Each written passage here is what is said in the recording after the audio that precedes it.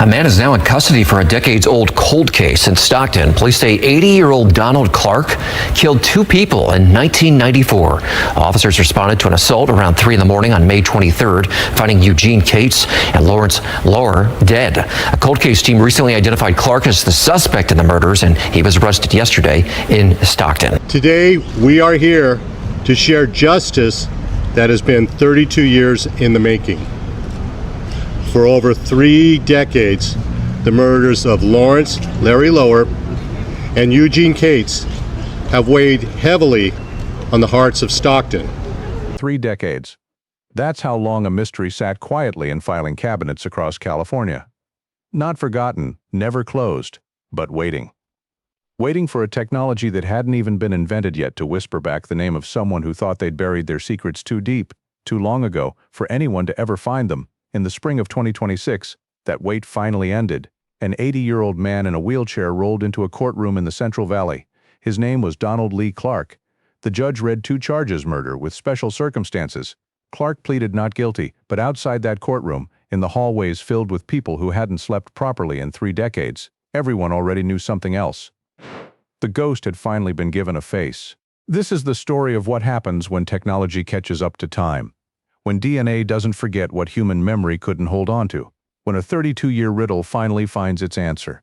Not because anyone solved it, but because the science finally got good enough to let the evidence speak for itself. Let's rewind. Let's go back to when this story wasn't about an arrest at all. It was about absence.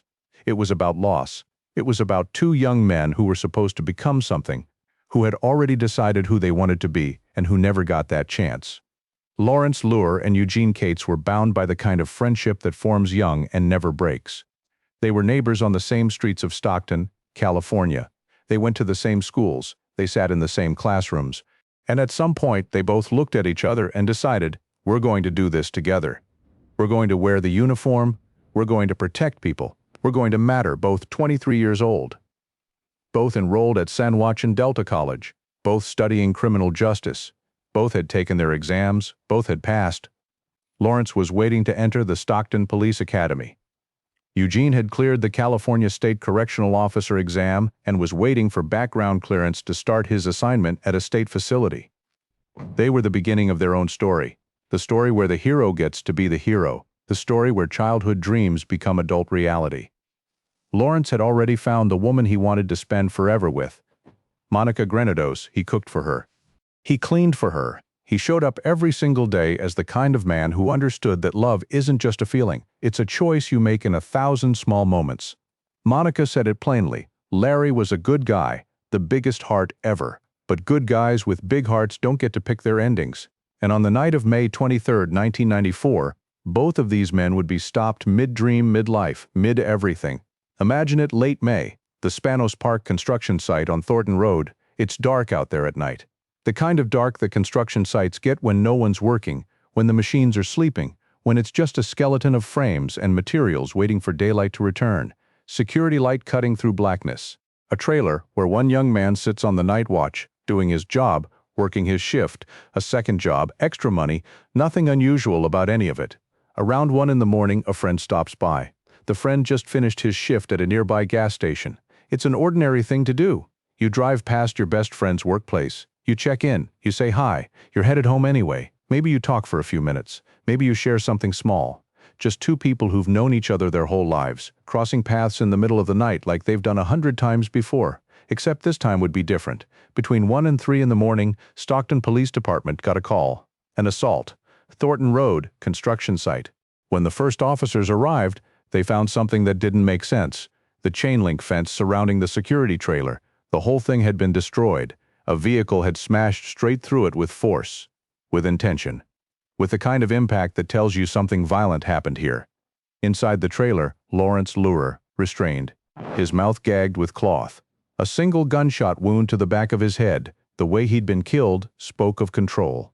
Someone who knew what they were doing, someone who wasn't panicking, someone who took their time. Outside, partially covered under the mangled fence, Eugene Cates. This young man's death was different: stabbed, then run over by the same vehicle that had smashed through the fence. The car, Eugene's own car, stolen by whoever did this, would be found 3 miles away a few hours later. Abandoned, set on fire, torch to destroy fingerprints, fibers, anything that could lead backward. Nothing was stolen. That detail matters. Robbery gets ruled out almost immediately. The attacker wasn't here for money, wasn't here for equipment, wasn't here for anything material at all. So the question police had to sit with was worse. Why? Why this place? Why these two men on this night? Why someone who took enough time to tie, gag, shoot, stab, and obliterate evidence? Why the methodical, controlled approach to murder? The families of Lawrence Luhr and Eugene Cates inherited a peculiar kind of torture. The kind where every day you wake up knowing the person you loved is gone, but having absolutely no idea who took them from you. That's a different weight than grief. That's grief plus mystery plus rage plus helplessness all at once. Monica waited for Lawrence to come home that night. He never did. She carried that weight for 32 years. Eugene's mother carried her own weight. She carried it through her husband growing older, through friends' children, graduating and getting married and having their own children, through birthdays and holidays, and ordinary Tuesdays, all while the knowledge of who murdered her son remained beyond the walls of anything she could access. She died without ever knowing his name. His sister, Donna, watched that happen, watched her mother leave the world with that question still lodged in her chest. Eugene's father hung on longer, but not long enough. He passed around 2022, still waiting, still not knowing, carrying that unanswered question all the way to the end. That's the real cost of an unsolved case. Not just the time, but the specific people who get old and sick and die while searching.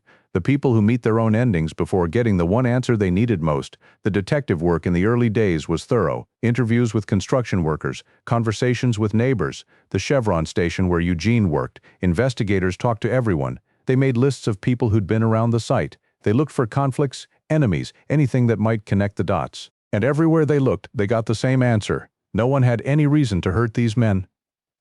No feuds. No disputes. No enemies anywhere in their lives.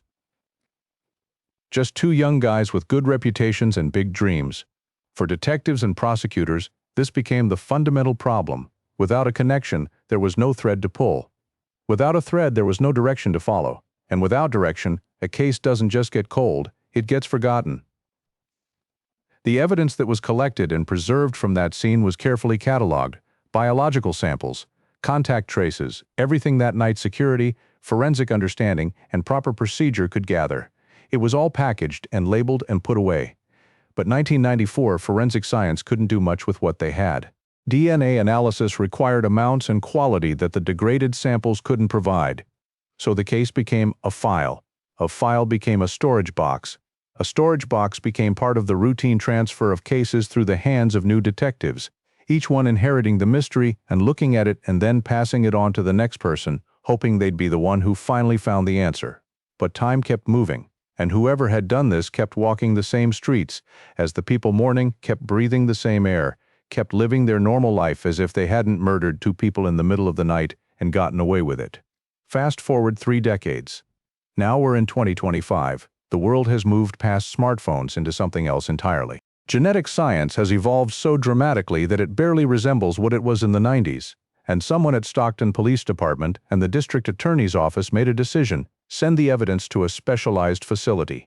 To Arum, a DNA laboratory in the Woodlands, Texas, that uses forensic-grade genome sequencing, technology that can extract genetic profiles from the kind of samples that would have been considered useless dust just years before.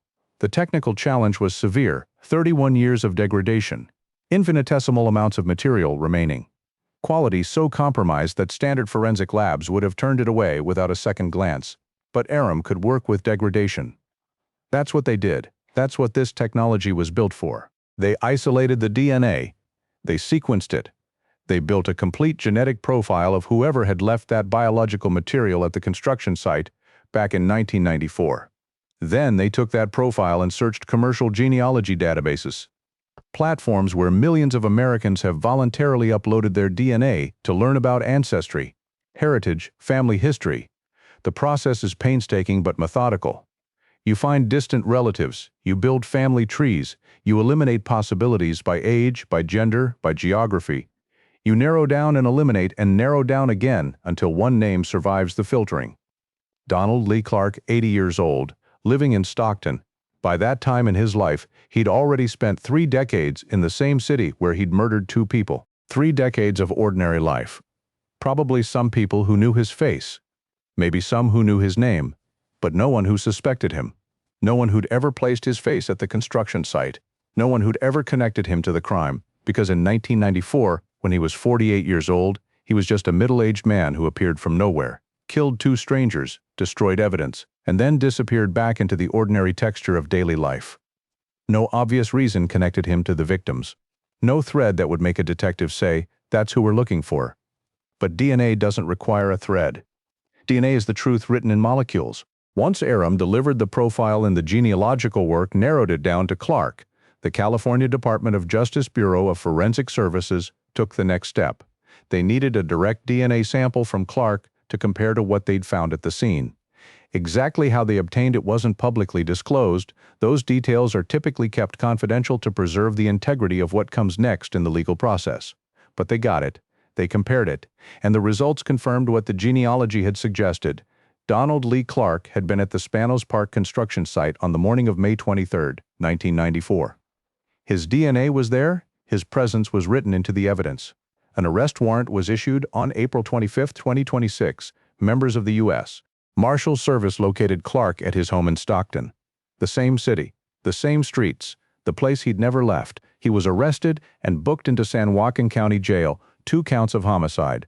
That same day, the district attorney notified the families. 2 days later, Clark appeared in court, 80 years old, in a wheelchair, wearing orange jail scrubs. The judge read the charges. Clark pleaded not guilty. A public defender was assigned.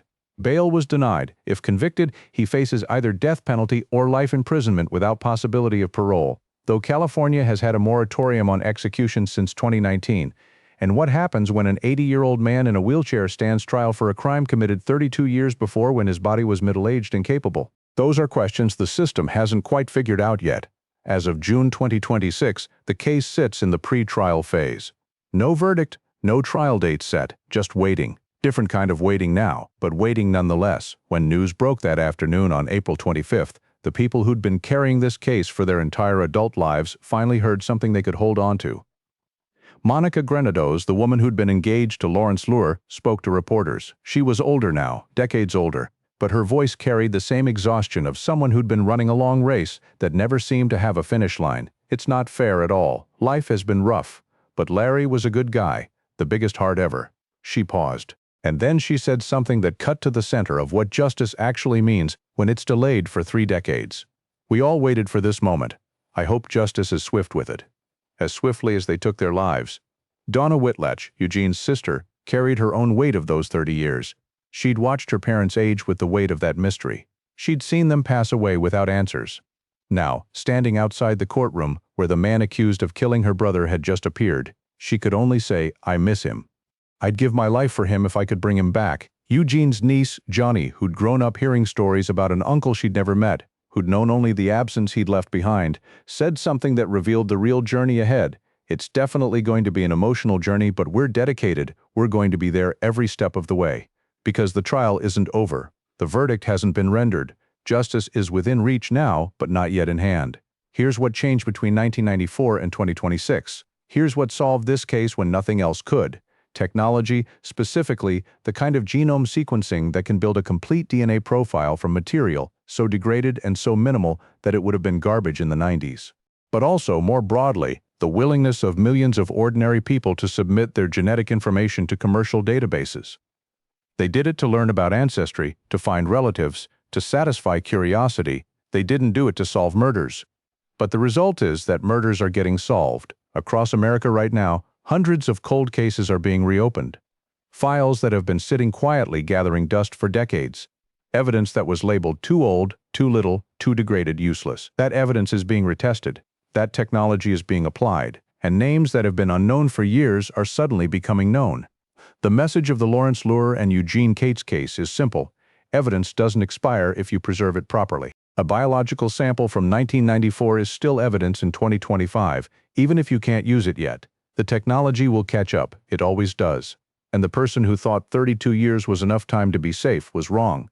The person who thought time would erase what they'd done was mistaken. Technology advanced. DNA didn't forget. And a man who'd spent 32 years living as if he'd gotten away with murder discovered he hadn't. But here's what we shouldn't miss in celebration of the arrest. First, the people who didn't get to see it. Eugene's mother, Lawrence's parents, the people in whose hearts this case had lived for 3 decades.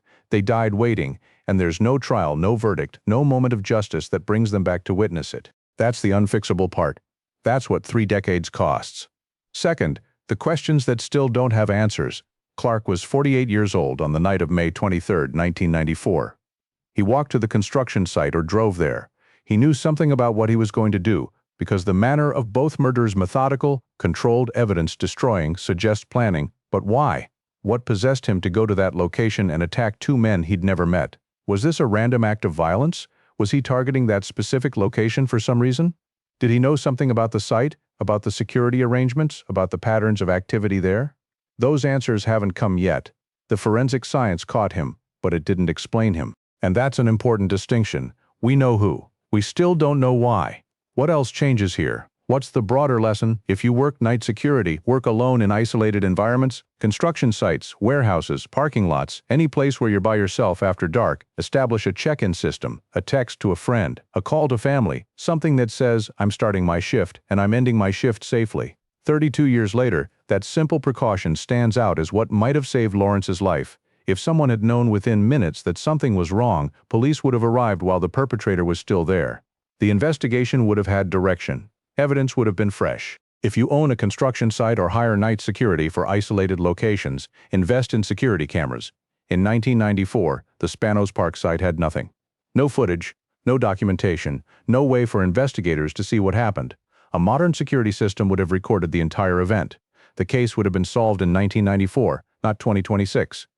If you work in law enforcement, if you process evidence, if you handle cases, never discard evidence from unsolved crimes. Don't decide that because today's technology can't read it, tomorrow's won't matter.